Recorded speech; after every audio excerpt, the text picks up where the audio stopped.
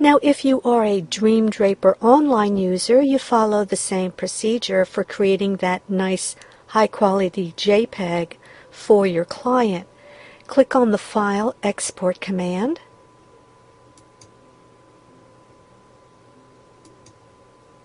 And you'll see this pop-up window here.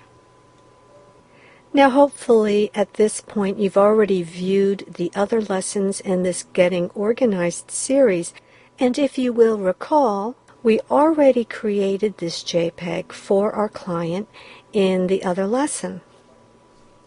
We created the JPEG in the folder JPEGs to email to client on the server. Remember, Documents is the server, the client is your computer. But if you need to email that JPEG to the client, that JPEG has to be on your computer. You cannot email directly from the server. So, from Dreamdraper Online, you could have saved that JPEG directly to your computer by choosing the client. Or, if you've already created it on the server, use the File Transfer utility and move that JPEG to your computer. Now make sure you view that lesson on the File Transfer utility because it's going to go into detail on how to use it, but I'll just do a quick demo for you right now. Now here we have the File Transfer utility.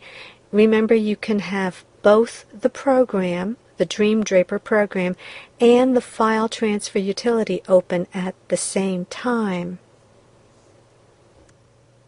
And here, if I want to see the thumbnail view of this JPEG that I created, you can click on this View button. This is covered in that File Transfer utility lesson. Just click on it a couple of times until you see the thumbnail view. There. Now I do want to move this, or copy it actually, to my computer. So to do that, highlight the JPEG. Click on Copy.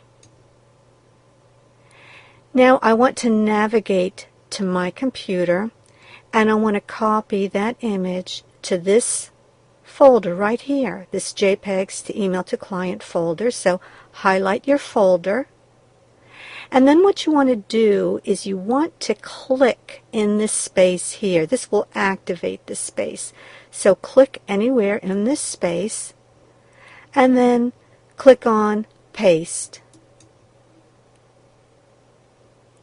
There, and that image is moving from the server onto your computer.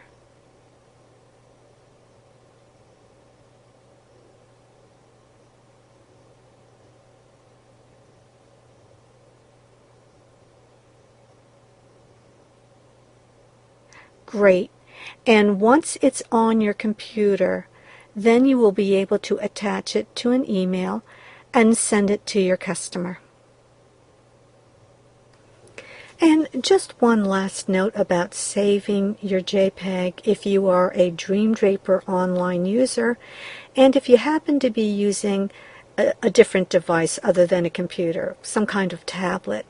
You may or may not be able to save that JPEG on your device. It's really going to depend on that device.